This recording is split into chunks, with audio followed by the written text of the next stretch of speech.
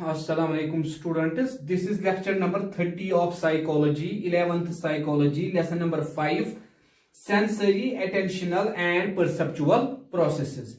In this lecture, we will discuss about another important topic, that is selective attention.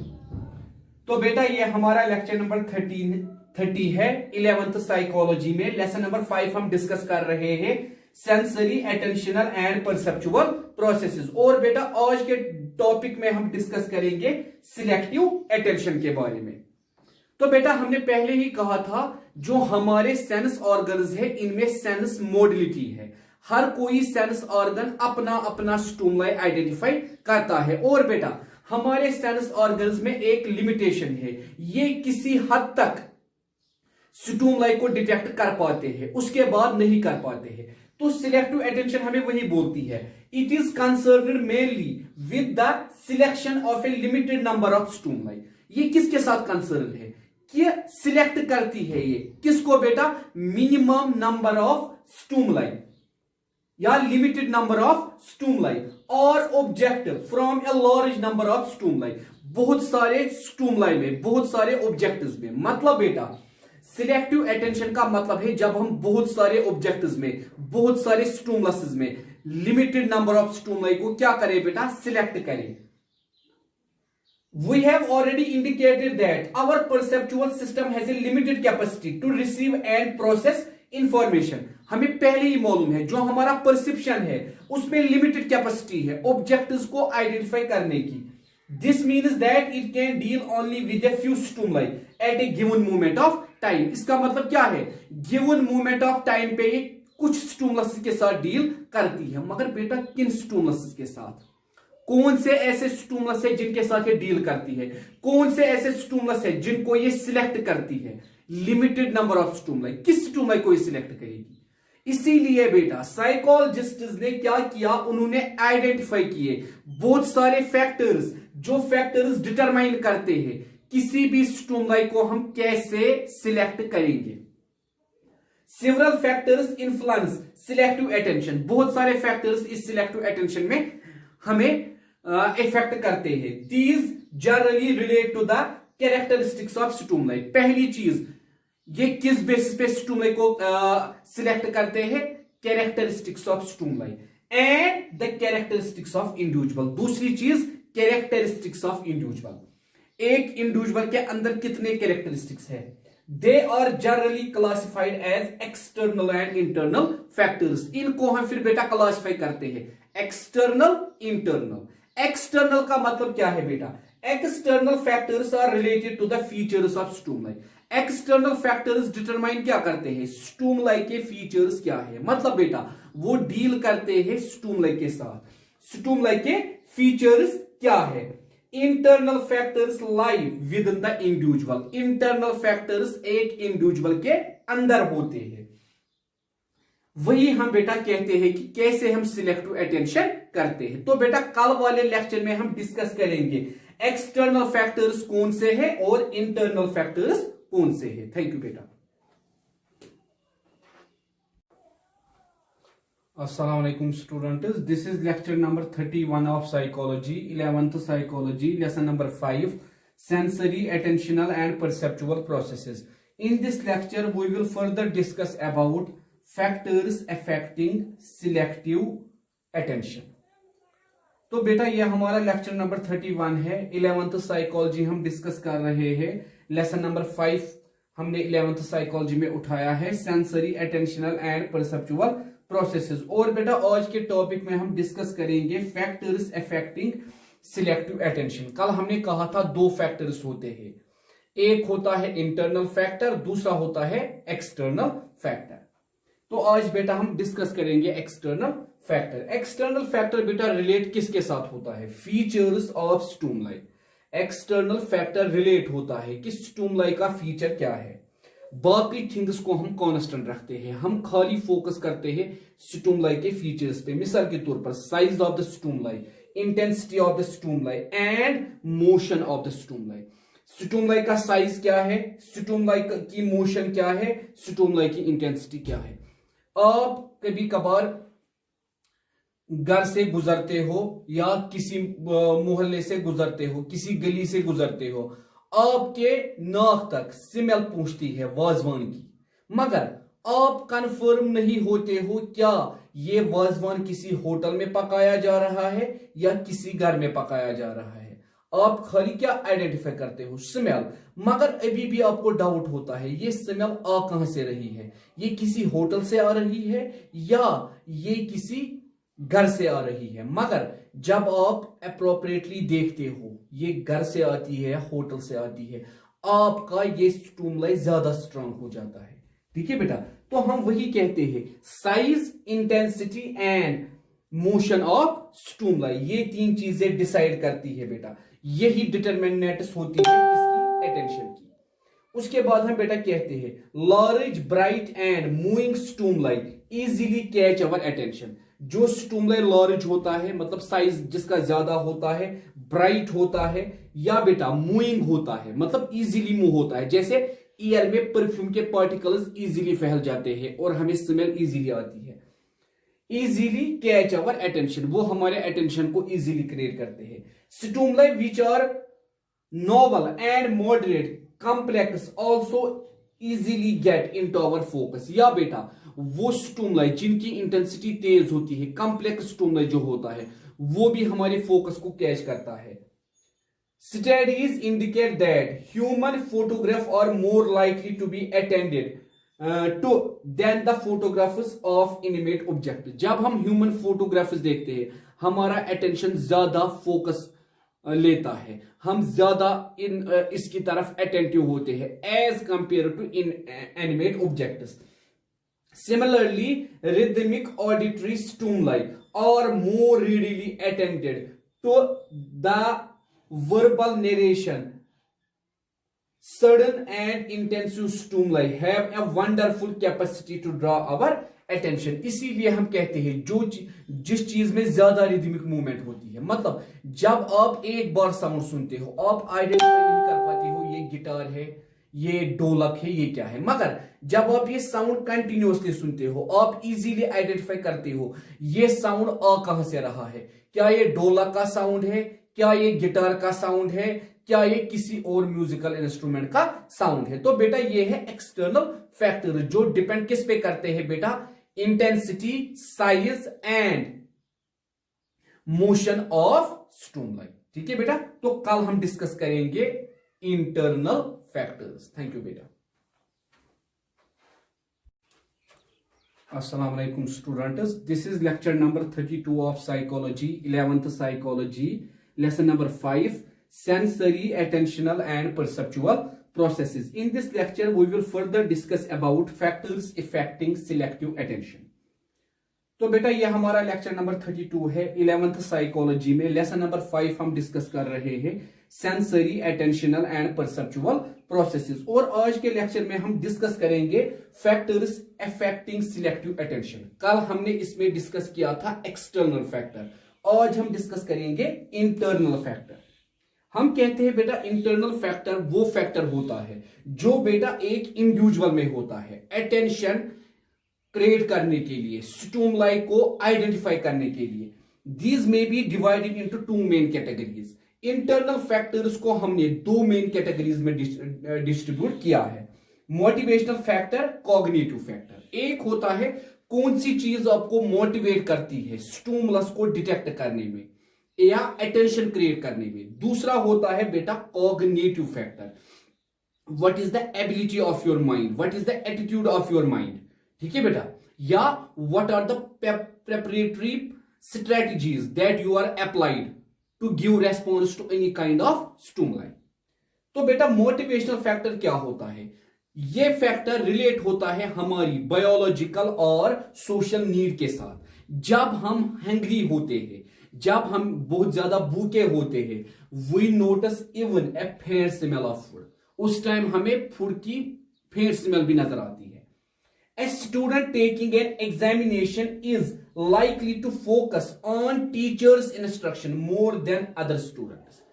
एक student जिसको exam देना होता है, जब टीचर उसको इंस्ट्रक्शन देता है कि एग्जाम में क्या क्या करना है, वो पूरी अटेंशन उसी पे देता है as compare to other students attention. मतलब वो स्टूडेंट्स की बातें नहीं सुनता है, वो खाली टीचर्स की बातें सुनता है। Cognitive factor, these includes factors like interest, attitude and preparatory set.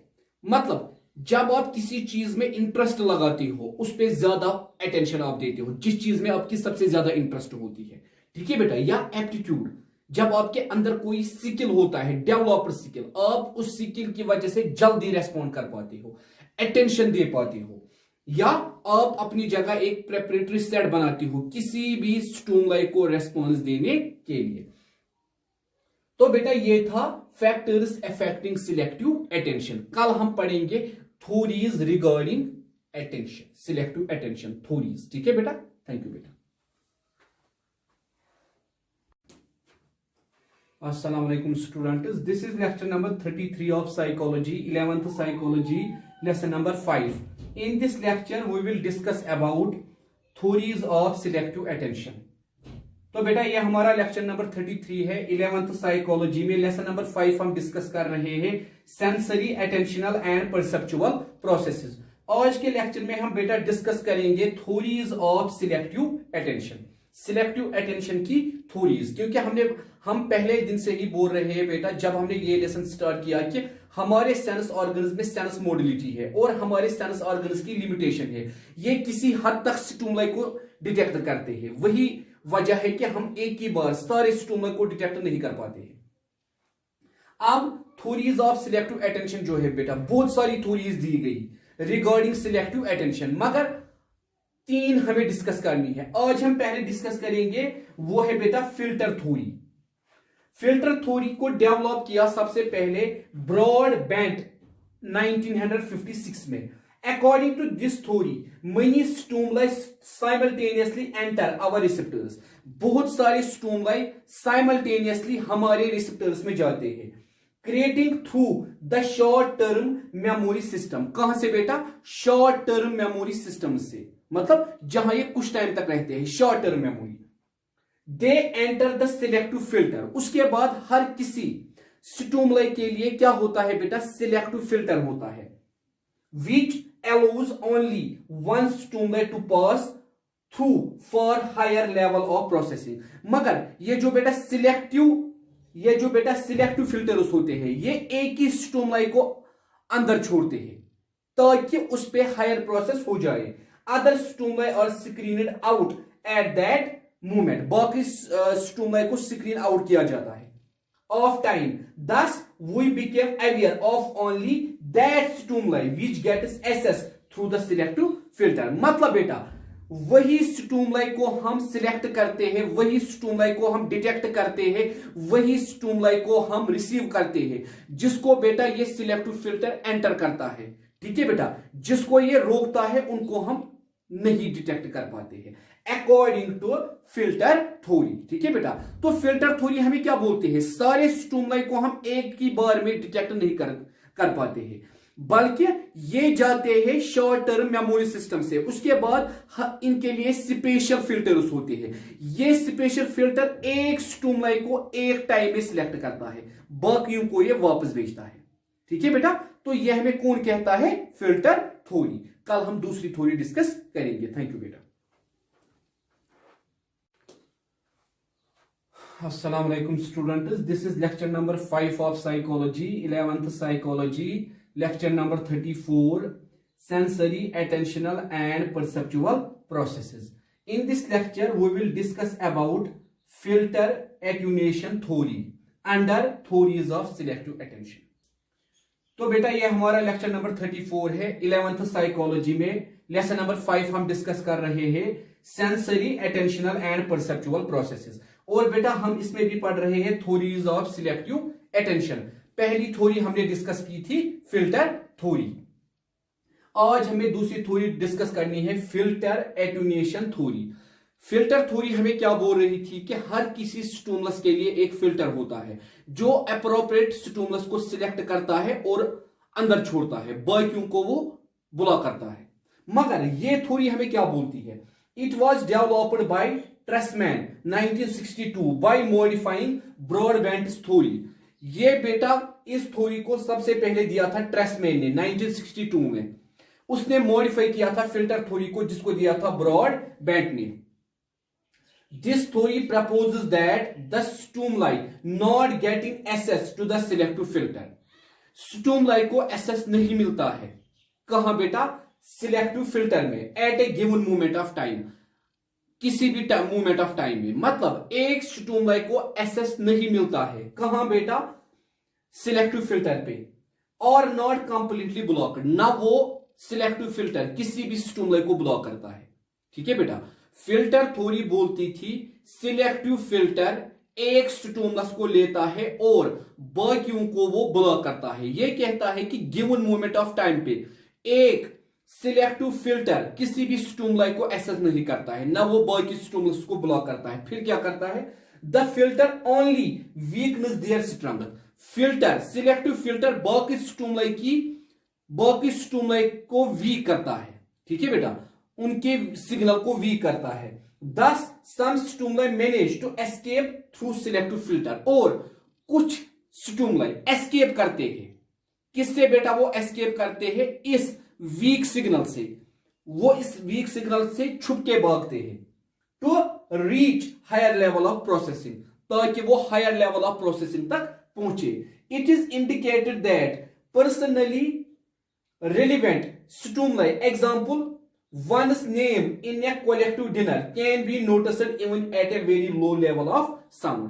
जब हम सारे फैमिली मेंबर्स डिनर के लिए आते हैं, अगर हम स्लोली किसी मेंबर को बुलाते हैं, वो इजीली उस स्टिमुलाई को सुनता है। ठीक है बेटा, तो ये थ्योरी हमें क्या बोलती है कि सिलेक्टिव फिल्टर जो है वो बाकी स्टिमुलाई को ब्लॉक नहीं करता है, सिलेक्टिव फिल्टर खाली स्टिमुलाई की स्टिमुलस को वीक करता है, उनकी सिग्नल को वीक करता है, और जो स्टिमुलाई इस सिग्नल के वीक होने से बचता है, एस्केप करता है, वही स्टिमुलस पहुंचता है हायर प्रोसेसिंग तक। ठीक है बेटा, तो कल हम तीसरी थ्योरी डिस्कस करेंगे। थैंक यू बेटा। अस्सलाम वालेकुम students, this is lecture number 35 of psychology, 11th psychology, lesson number 5, sensory, attentional and perceptual processes. In this lecture we will further discuss about theories of selective attention। तो बेटा ये हमारा lecture number 35 है, 11th psychology में lesson number 5 हम discuss कर रहे हैं sensory, attentional and perceptual processes. और बेटा हमारा जो इसमें टॉपिक चल रहा है वो है बेटा थ्योरीज ऑफ सिलेक्टिव अटेंशन। आज हमें पढ़नी है बेटा मल्टीमोड थ्योरी, तीसरी थ्योरी। मल्टीमोड थ्योरी हमें क्या बोलती है, it was developed bye Johnston and henge 1978। इसको डेवलप किया था दो साइकोलॉजिस्ट्स ने, Johnston and henge. This theory believes that attention is a flexible system. ये थ्योरी हमें क्या बोलती है, अटेंशन एक फ्लेक्सिबल सिस्टम है that allows selection of A stimuli over others. किसी भी स्टिमुलाई को ये सिलेक्ट करती है बाकी स्टिमुलस से एट 3 स्टेज, 3 स्टेजेस पे। At stage 1, the sensory representation, example, visual images of stimuli are constructed। Stage 1 पे बेटा क्या होता है, sensory representation होती है, मतलब हम स्टिमुलस की क्या बनाते हैं बेटा, visual image। At stage 2, the semantic representation, stage 2 में हम semantic representation बनाते हैं, मतलब names of the stimuli। ये stimuli का नाम क्या है, क्या ये sense है, क्या ये hearing है। ठीक है बेटा, और constructed. And at stage 3 the secondary and semantic representation enter the consciousness. उसके बाद स्टेज 3 में ये दोनों मिल जाती है, सेंसरी एंड सिमेंटिक। ठीक है बेटा, यही हमारे कॉन्शियसनेस में एंटर होती है। It is also suggests that more processing require more mental effort, और जितना हमें मेंटल एफर्ट लगाना है उतनी मेंटल प्रोसेस भी होगी। When the message are selected on the basis of stage 1 processing, अगर हमने stage 1 पे ही मैसेज को सिलेक्ट किया, early processing, less mental effort is required। फिर हमें ज्यादा मेंटल एफर्ट लगाने की जरूरत नहीं है, मगर अगर हमने पहले ही स्टेज में आइडेंटिफाई किया स्टिमुलाई को, then when the selection is based on stage 3, मगर अगर हमने पहले और सेकंड स्टेज पे स्टूडेंट्स को आइडेंटिफाई नहीं किया, सीधे किया थर्ड स्टेज पे, प्रोसेसिंग लेट सिलेक्शन। मतलब अर्ली सिलेक्शन का मतलब है जब हम स्टेज 1 पे ही करते हैं, लेट सिलेक्शन का मतलब है जब हम लास्ट स्टेज पे करते हैं। ठीक है बेटा, तो आज सिलेक्टिव अटेंशन खत्म हुआ, इसकी थ्योरीज खत्म हुई। अब अगला टॉपिक हमारा होगा सस्टेन्ड अटेंशन, वो हम बेटा कल डिस्कस करेंगे। थैंक यू बेटा। अस्सलाम वालेकुम students, this is lecture number 36 of psychology, 11th psychology, lesson number 5, sensory, attentional and perceptual processes. In this lecture we will discuss about another important topic, sustained attention. तो बेटा हमारा lecture number 36 है आज, 11th psychology हम discuss कर रहे हैं, lesson number 5, sensory, attentional and perceptual processes. और बेटा आज के लेक्चर में हम डिस्कस करेंगे अटेंशन का दूसरा टाइप, जिसको हम बोलते हैं सस्टेन्ड अटेंशन। तो बेटा हम कहते हैं सस्टेन्ड अटेंशन फोकस करता है या कंसर्न है किसके साथ बेटा, कंसंट्रेशन के साथ। बल्कि जब हमने सिलेक्टिव अटेंशन डिस्कस किया, वो हमने कहा था वो मेनली कंसर्न होता है सिलेक्शन ऑफ स्टिमुलाई, मगर सस्टेन्ड अटेंशन कंसर्न होता है किसके साथ, कंसंट्रेशन के साथ। It refers to our ability to maintain attention on any object और event for longer duration. Sustained attention का मतलब है हमारे अंदर कितनी एबिलिटी है किसी ऑब्जेक्ट पे बहुत टाइम तक कंसंट्रेट करने की। It is also known as vigilance, इसीलिए इसको हम क्या बोलते हैं बेटा, विजिलेंस, क्योंकि विजिलेंस के पास जब कोई केस पूछता है वो उस पर कितना ज्यादा कंसंट्रेट करते हैं। Sometimes people have to concentrate on a particular task for many hours, कभी कभार हमें किसी पर्टिकुलर टास्क पे काम करना पड़ता है बहुत सारे टाइम्स तक। जब बेटा एक साइकोलॉजिस्ट के पास कोई भी केस आता है, अगर वो उस केस पे कंसंट्रेट नहीं करेगा, वो उस केस के गहराई तक नहीं पहुंचेगा, वो प्रॉब्लम तक नहीं पहुंचेगा। इसीलिए बेटा साइकोलॉजिस्ट हमेशा एक केस एक टाइम पे कंसिडर करता है और दूसरा केस दूसरे टाइम पे कंसिडर करता है। Air traffic controller and radar readers provide us with good example. जो बेटा एयर ट्रैफिक कंट्रोलर्स होते हैं या रडार रीडर्स होते हैं, वो इस प्रोसेस को अप्लाई करते हैं। They have to constantly watch and monitor signals on screen, क्योंकि वो कॉन्स्टेंटली देखते हैं कहीं दूसरा पायलट, कहीं दूसरा जहाज, कहीं दूसरा कोई हमारे रडार पे मत आया, सिग्नल वो चेक करते रहते हैं। The occurrence of signal in such situation is usually unpredictable and errors in detecting signal may be fatal. मगर अगर वो कंसंट्रेशन के साथ नहीं करेंगे, वो सिग्नल जो देखेंगे वो उनको लगेंगे या अनप्रिडिक्टेबल है या उनको एरर आएगा। मतलब कंसंट्रेशन के बगैर वो पूरी तरह से नहीं आइडेंटिफाई कर पाएंगे सिग्नल्स, नहीं कर पाएंगे प्रिडिक्ट, नहीं कर पाएंगे detect. Hence, a great deal of vigilance is required in those situations. इसीलिए ऐसी प्रोसेस के लिए हमें ज्यादा कंसंट्रेशन चाहिए।